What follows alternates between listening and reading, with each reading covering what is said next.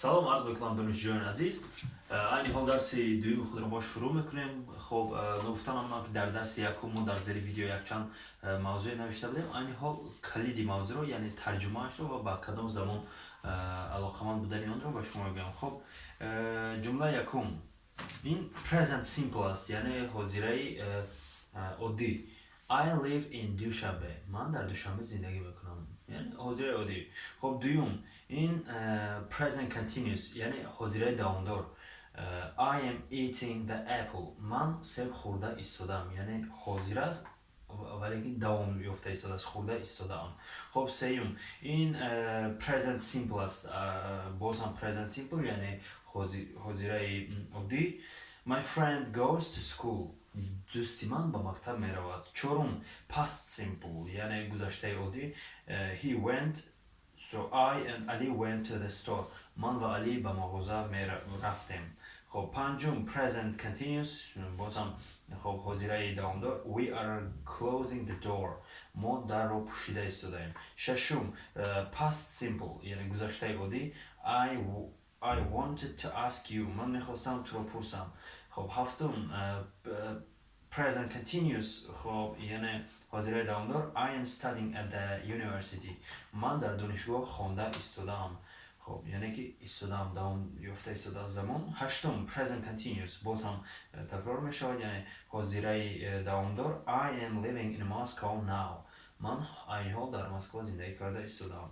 خب نهم این past simple است یعنی گذشته عادی. I worked in the hotel last year.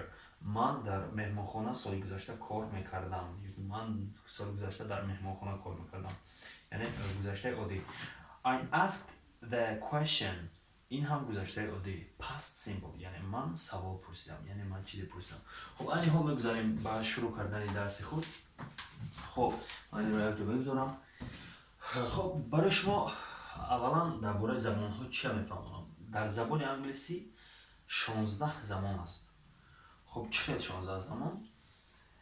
اساسا همین 4 زمان است. خب یعنی present حاضره، past گذشته، future آینده، future in the past آینده در گذشته. خب این رو علاوه من میفهمونم. و همین 4 زمانی که هست باز با 4 قسم دیگر تقسیم میشن. مثال present simple یکم این حال ما simple رو میگذاریم. خب این حال مینویسم present so همش تقسیم میکنم. خب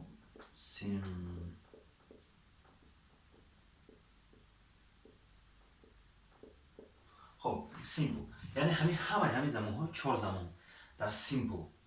خب این الان که 4 تا شد بعد simple present continuous میشود. مثال الان که باز 4 تا دیگه مقصد present simple این یک زمان باز همین present در continuous دوم زمان میشه. present perfect 3 زمان میشه. present perfect continuous 4 زمان یعنی یک present با 4 تا تقسیم میکنن یعنی همین هر چون همین باز با 4 ضرب میزنن یعنی با 4 تا دیگر زیاد میکنن میشود همگی 16 زمان.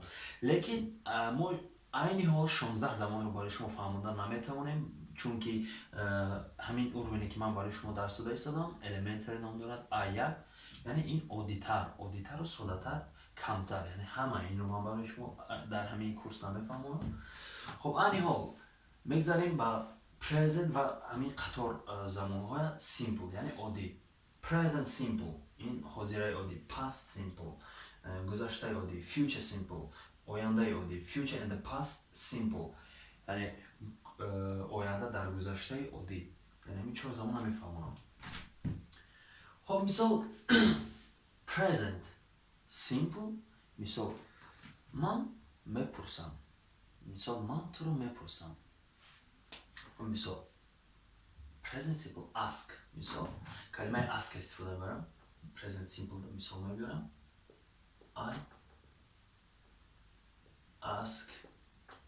I ask you. خب I ask you یعنی من تو رو میپرسم. در اینجا مثال ما همین جده فعل یعنی همین دوم سکتوری که نایستگی هستن بعدی چون که من در دیگر درس ها میفهمونم این حال هم میفهمم. خب بعدی جانشین حتما فعل میوید. خب I ask you من تو رو میپرسم. یعنی در همینجا فعل یگام خیلی تغییر نمی‌یابد، یگام خیلی دیگرگون نمی‌شود. خب در زمانی گذشته past simple گذشته عادی. خب در زمان گذشته عادی عین حال حاضرش دارم من تو رو میپرسم. خب در زمان گذشته من تو رو پرسیدم، یعنی اگه میپرسم نه بلکه پرسیدم. خب past simple I asked you.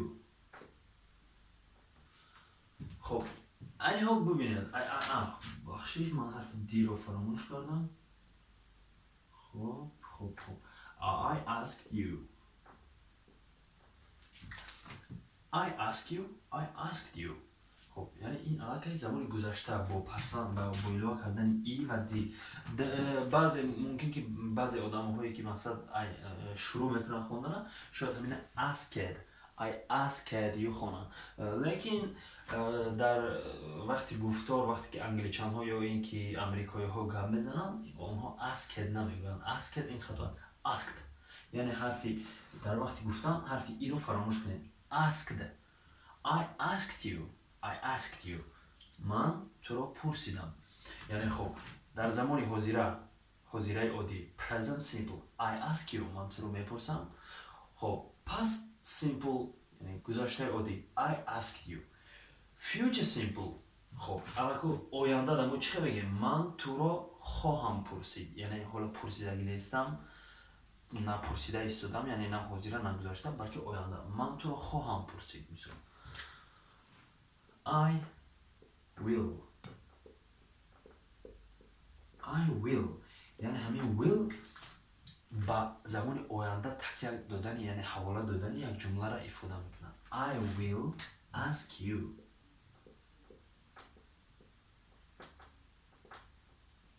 خب I will ask you این یعنی آینده را میفهمم، آینده عادی future simple I will ask you من با تو خواهم فهمد. خب این حال نگفتن اونم will یعنی انالوگ بگیم یعنی یک خب سینونیم میشود. will و shall هر دو یک معنا دارن. مثلا بعضی جا will نه بلکه shall استفاده میکنن. CHALL مثلا I shall ask you من تو رو خواهم پرسید. I will ask you خب من تو رو خواهم پرسید یعنی هر دو یک معنی دارد. برای چی مثلا سوال پیدا میشد برای چی در اینجا هر دو همین چیز یک معنی دارد، لیکن در shall هم وجود دارد will هم وجود دارد. در بعضی موردها shall گفتن مقصد کلایتر است. مثلا we shall ask you ما شما را خواهم پرسید. I will ask you من تو را خواهم پرسید. یعنی وقتی I استفاده می‌بریم آسان‌تر کلایتر گفتن استفاده بودن will است. مثلا I will ask you I will ask you. وقتی ما استفاده می‌بریم we will ask you نه بلکه برای اینکه do we will یک جمع بیاد البته ناقلای میشه برای همین shall استفاده می‌بریم we shall ask you ما شما را خواهیم پرسید. خب اینها من این رو پاک میکنم در یاد گیرید shall. خب چون قاعده حرفی A خب پیش از دو L بیاید all خوانده میشد. مثال all, ball, small, shall. خب future in the past این چی معنی دارد؟ مثال آینده در گذشته. خب فکر میکنیم آینده در گذشته این زمان ما در زبان تاجیکی نداریم. مثال آینده در گذشته. آینده در گذشته چی معنی دارد؟ همین will, shall, would, should. خب در همین جا بنویسم would حرفی L است. خب دونه حرفا رو تلفظ میکنم W-O-U-L-D would و خب در اینجا خود should هم would and should.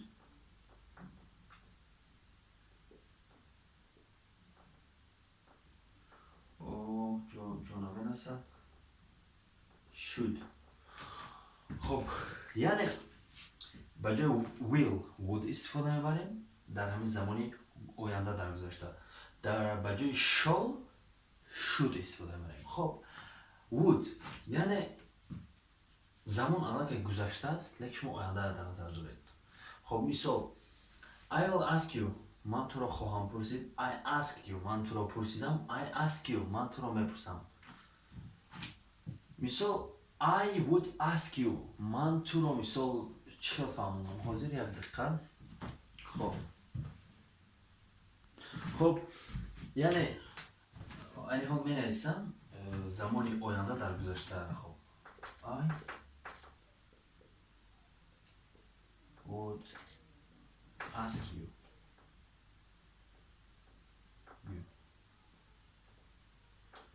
خب یعنی قریب که به همین مانند است. مثال I would ask you. من تو رو خواهم پرسید. لیکن خواهم پرسید نه با زبان تاجیکی درست‌تر و فهم‌تر ترجمهش چی میکنیم؟ من تو رو میپرسیدم. من تو رو میپرسیدم. مثال اگر با زبان روسی بگیم я бы. مثال همین would бы میشود. Я бы спросил тебя. خب با زبان تو چی چی ترجمه کنیم؟ من تو رو میپرسیدم. مثال خب این خب I would ask you این معلوم است که باید دوام داشته باشه. مثال چی؟ I would ask you but but I didn't find you. I didn't I didn't find you. Find you یعنی روی افتان می شود. I would ask you but I didn't find you. خب این ببینید که در اینجا didn't استفاده برده است. زمانی گذشته علاقه مثال the past. لیکن در اینجا آینده در نظر داره. آینده در گذشته چی؟ I would ask you but I didn't find you. من تو رو میپرسیدم لیکن من تو رو نیافتم. یعنی اگر در همون وقت میافت میپرسید یعنی نیت پرسیدن داشت. حالا پرسیدگی نبود نیت داشت یعنی آینده در تکیه کرده بود. من رو میپرسیدم یا که من تو رو میپرسیدم لیکن تو رو نیافتم. یعنی الان این زمان گذشتگی است. با مثال چه مثال بگم I would clean but I would clean the room but I didn't find the brush.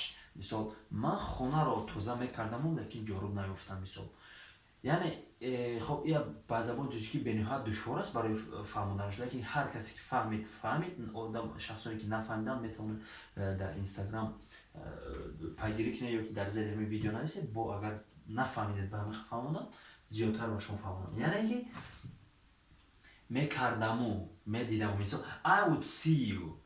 مثلا I would see you if yesterday you have come out. من تو رو میدیدم اگر تو دیروز با بیرون میبرامدی. مثال من تو رو میدیدم اگر دیروز تو با بیرون میبرامدی. یعنی که زمان اجرا شدگی نیست. همین عمل یکم عمل دقیق اجرا شدگی نیست لیکن اجرا شدنی بود. الان که زمان گذشت مقصد این به نهایت مقصد دشوار است فهمیدنش.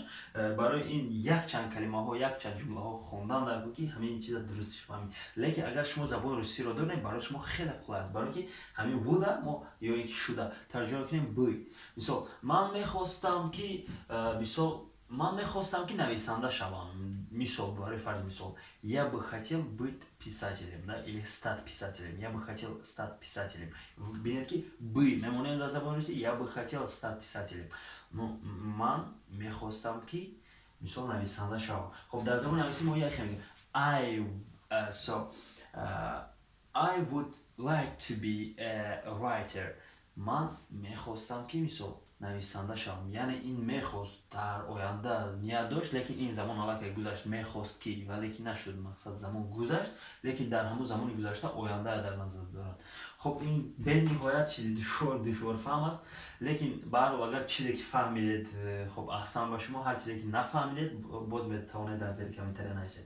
خب اینها باز برمیگردیم به زمان ها. یعنی اینها ما سیمپل یعنی اودیا همه زمان ها طرز اودیش. Present simple yani I ask you. Past simple I asked you. Future simple I will ask you. Future and the past simple I would ask you. یا I should ask you. خب بسیار وقت مثال I should ask you اگر should استفاده بریم و جای would. خب اینو بکنم اینجا رو. اگر در بجای would should استفاده بریم I should ask you.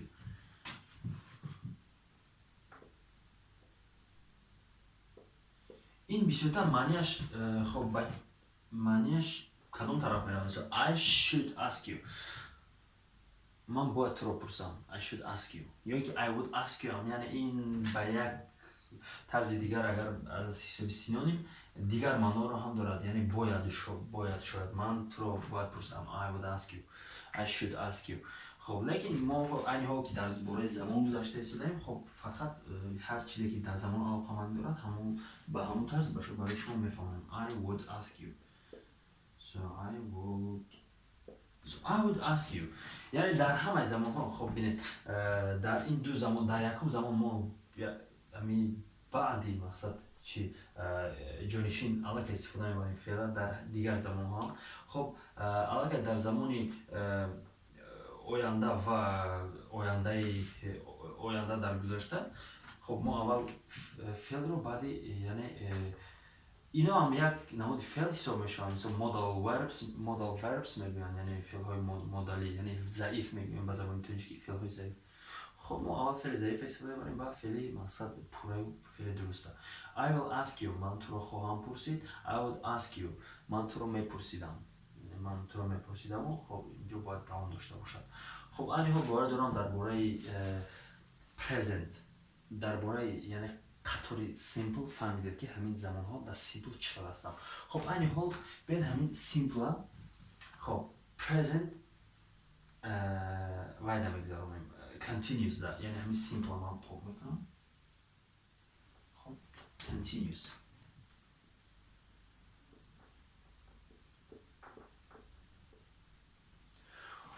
خب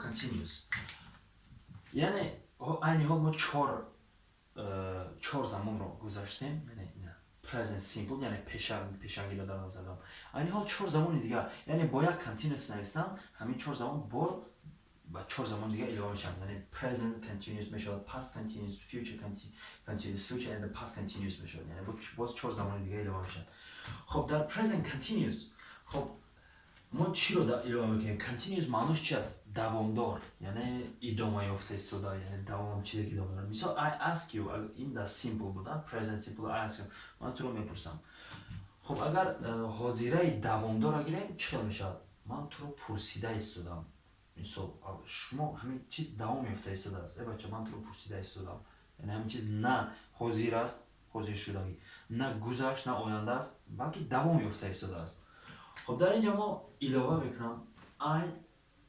asking خب اینو من پاک میکنم I asking یعنی همون ask هم خیلی بیسته وقتی که ما continuous استفاده میکنیم یعنی continuous plus ing میکنم ing participle ing خب I یعنی ing در فعل اضافه میشود همین در اینجا فعل چی است یعنی ask خب در دوامی فعل پسوند ing استفاده میشود ing اگر زمان یعنی دوامدار باشد asking you برای چی اینجا را خالی موندم خب وقتی که ما زمانی دوامدار استفاده میبریم یعنی پسوند ing رو با فعل اضافه میکنیم ما حتما باید فعل ضعیف am یعنی فعل ضعیف to be رو استفاده بریم I asking you نه بلکه I am asking you خب I am asking you خب این حال past continuous خب این حال فهمیدید فرق در چی بود یعنی I ask you من تو رو میپرسم I am asking you من تو رو پرسیده استادم یعنی این اضافه کردیم am و این اضافه کردیم یعنی زمان continuous مبادل داشت یعنی یک چیزی که دوام یافته استاده است I am asking you من تو رو پرسیده استادم خب در زمان گذشته I was asking you خب یعنی am در زمان گذشته چی میشد همین فعل تو بیای یعنی بعد جانشین حتما در زمانی یعنی با continuous دخالت داشتگی با چیز دوامدار مقصد با شاخه گراماتیک دوامدار continuous داخل داشتگی ده حتما بعد جانشین ما فعل تو بی میمونیم اول خب I asked you این یعنی present simple بود خب past simple بود گذشته بودی I am در زمان گذشته چرا میشد خب کسی اگر یعنی یافت احسان به او نیافتگی ها واز می شود. خب am در زمان گذشته واز می شود. I was asking you.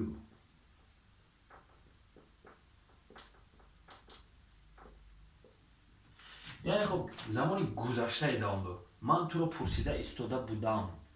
خب دیروز من تو رو پرسیده ایستاده بودم. تو چی خبر نداری مثلا؟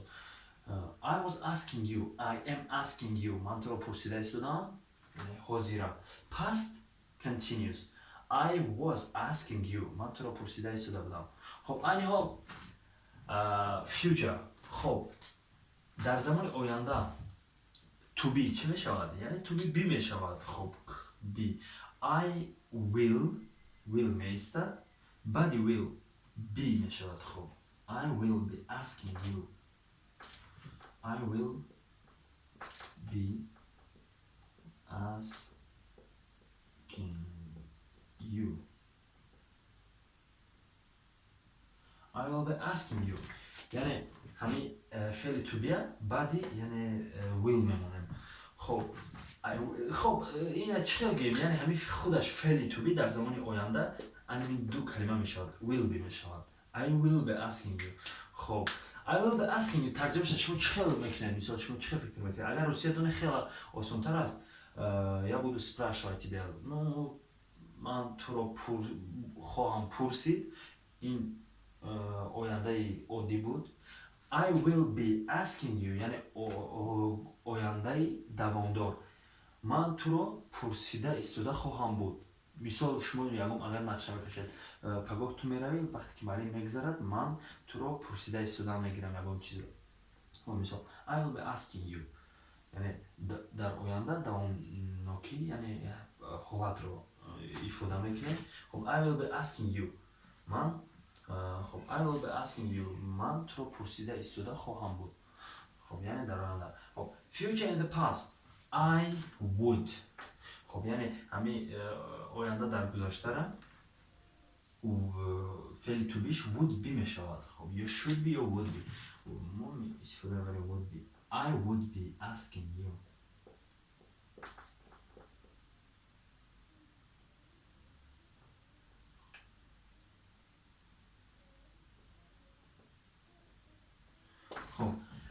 خب I would be asking you یعنی بعدی جانشین حتما فعل to be مونه. فعل to be در زمانی future in the past یعنی آینده در گذشته would be می شود.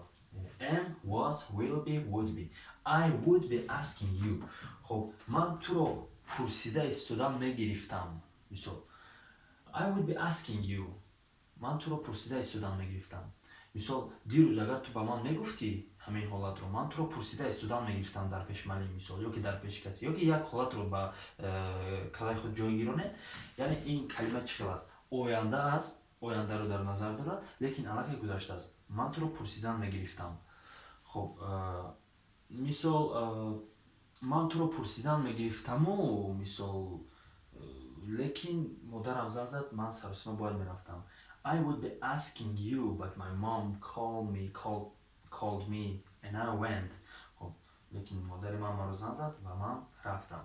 خب این حال ما درباره 8 زمان برای شما عادی و ساده کرده فهمونه و درس‌های آینده هم همین 8 زمان رو باید زیادتر چگونه استفاده برشه چگونه درست مقصد جمله ترتیب دیشه و همین 8 زمان چگونه جمله های درست ترتیب دادن با شما خواهیم آموخت. خب برای این حال درس دوم خود را تمام میکنیم. باقی سربلند خانواده باشید. هر سوالی که دارید میتونید در زیر کامنتر بنویسید. حتما دیر یا زود جواب میدم. و گفتنمونم که در کانال خب اینستاگرام هم یعنی انگلیسی میآموزم است. در زیر ویدیو باز یک بار دیگر میگذارم. خب در آمده آبنا شوید. در آنجا هم ویدیوهای کوتاه و درس ها فرماندهی های کوتاه در اینستاگرام پخش میگردد. خب باقی سربلند خانواده